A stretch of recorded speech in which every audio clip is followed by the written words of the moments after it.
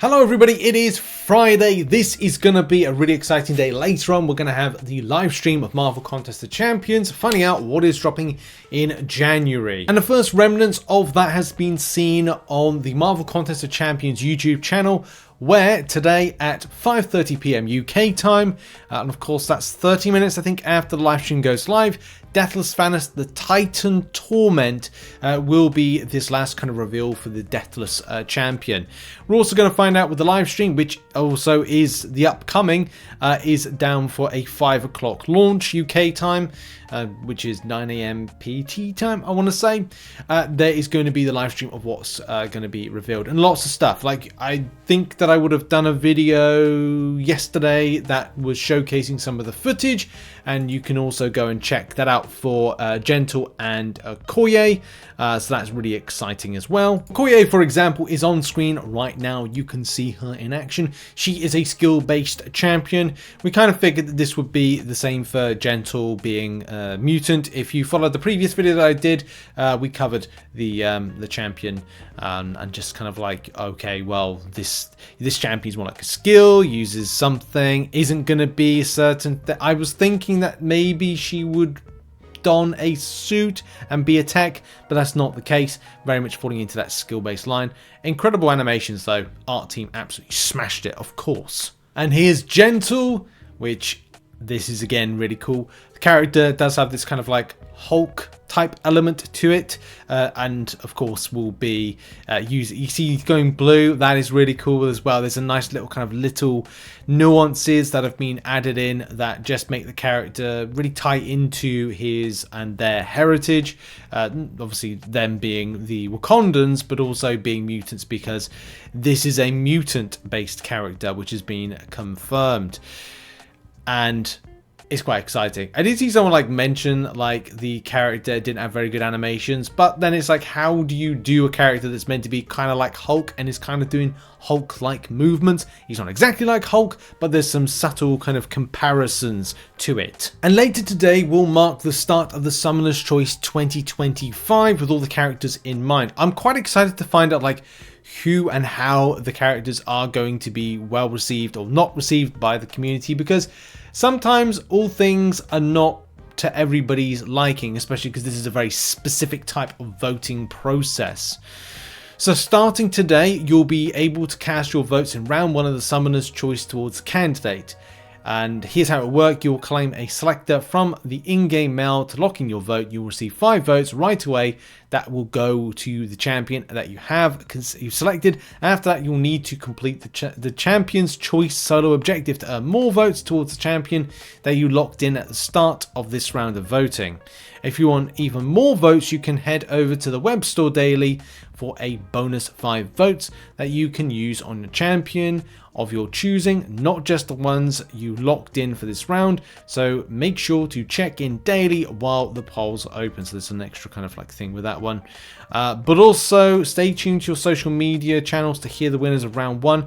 I don't know if Kabam are going to be doing I guess they're not going to be doing like Twitter or X or Instagram based voting systems. They'll largely go for this different web store based. At least we can get some verification that there's no bots being created for that. And I guess that's going to be a just important element to have a better competition and scheme of fairness with everything. And yeah, so that's going to be stuff that's going to be dropping tomorrow. Very exciting times, and we'll be covering it here on the channel. Stream recap, of course, and then we'll be breaking down other sections because there's a lot of things going on to tantalize and tease us going into the new year. So quickly onto this Heimdall fight. I don't know if you've seen, I put out a video that just kind of showcased some champions to use, but also a lot of players are finding some frustration with it. The Kabam haven't done a good job to the end part of the year when it came to, say, AI, but also the way that defenders or AI interact with their own nodes of the champion. Here's a good example on screen right now. Yes, this hasn't been paused. This is an actual fight that a player had to experience. Now let's face it, this isn't the type of experience that all of us should get. I've got to be very, honest going. I did say in a video yesterday, I've got to be very honest, like what I want to see out of this year. And as much as there have been some good stuff that Kabam have put in, there's also been some stuff that's been ultimately just frustrating from a point of view of, Well, just playability. AI, one of the biggest things that I came out of last year thinking about, and the biggest thing that starts off this year. I'm back into Necropolis playing for the Carina's Challenges, as I'm prioritizing that against, say, other pieces of content, because I need an a guaranteed in to get a tier 7 basic. Excessively spending my units, my 15k. I'm not getting a tier 7 basic. Right, that is something I've got to be very honest with myself on. So what have I got to do? I've got to use my 15k units that I was going to take in to do more for the Banquet event and go, I need to get a tier 7 basic, because I'm a non-spending player like many other people, and I need to get that as part of being a Valiant player, and there's no guarantee. Funnily enough, the next story we're going to be talking about is spending opportunities for a tier 7 basic. So I've got to guarantee what I can pick up for free. I've got to guarantee how I at least get my first ever rank 4, and the only way I can guarantee that is there. Either way, from a point of view of going back into Necropolis, because the point goes round circle, quality of AI is just not there at the moment. And that was a good example, seeing that from that particular fight. And what other people are experiencing as well. Contested bugs, definitely for sure. Rotation around heavy attacks. How a defender interacts with their own nodes that they've been preset. Recovery times. There's so many intricacies to it. And I'm looking forward to Kabam letting us know how they plan to address it, which they did say they would, coming into this new year. When will we hear anything back? Don't know. Anything that was AI has been either in development or very close to chest secrecy level of development, and I would love to find out a bit more about that situation. But very annoying if you've had, I've had this definitely once, but not had this again. Weirdly enough, it was a She-Hulk, so maybe that's something that is attributed to that. Who knows? Have you experienced this as well? And what's your thoughts about the current state of AI, seeing as we've just come out of course, an interesting 2024. So in a part 2 to something I mentioned in that previous story, there is the big issue at the moment of how do you get yourself a rank 4 7-star. If you're lower down the progressions, you're probably not worrying about this. Of course, a very kind of like real concern for players that are looking to improve their 7 stars, and there are people that have excessively spent this Banquet event through RNG purposes and have got themselves 3 rank 4 7-stars, and I can imagine by the end of next year they'll have a lot more.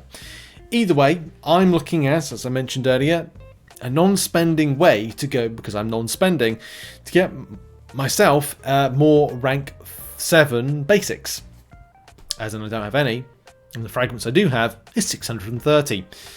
For those that spend, they can get the Valiant Catalyst daily card, which allows the opportunity for tier 4 alpha. Nice. 7-star hero crystal. Nice. But one of the biggest things that's important is the tier 7 basic, which of the volume is not a huge amount. That's 9,450. That's not a huge amount in total.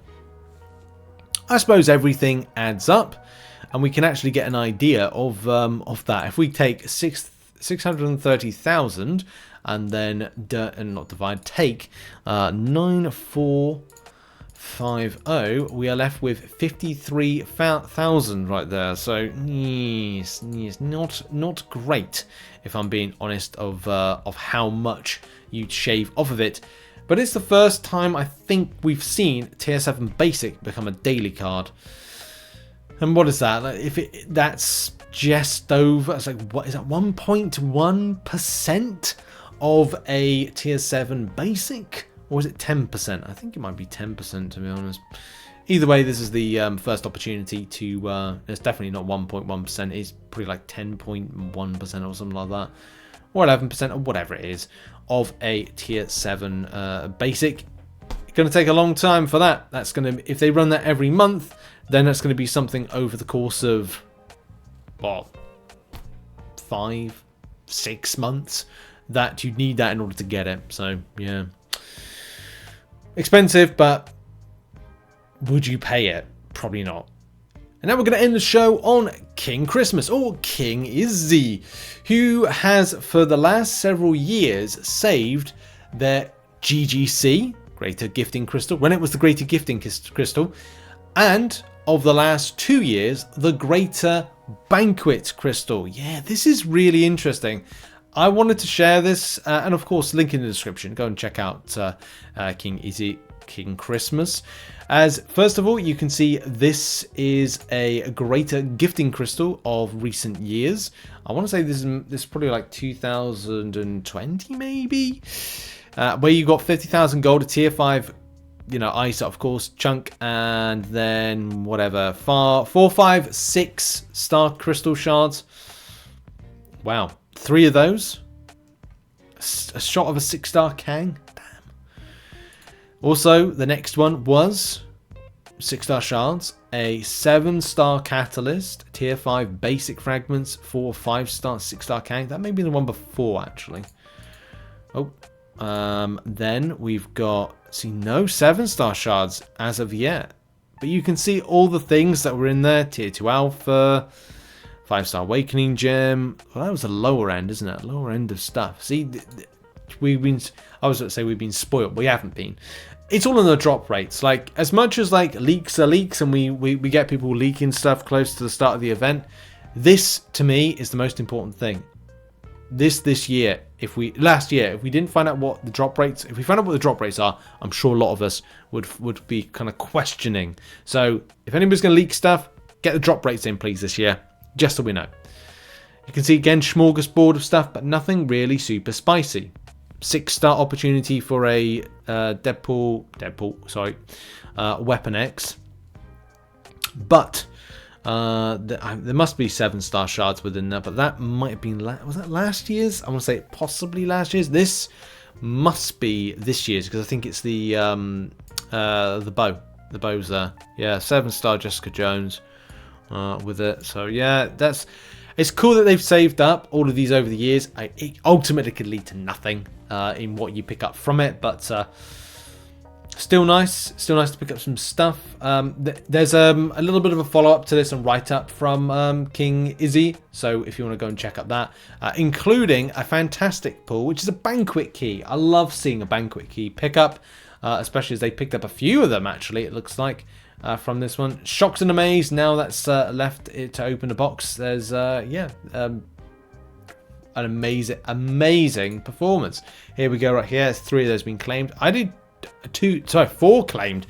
I did 2 claimed, but I didn't spend as many units. Oh yeah, well yeah, same one popped up.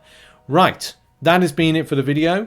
Go and check out some of the stories and sources in the description, and I'll see you later on for a live stream recap.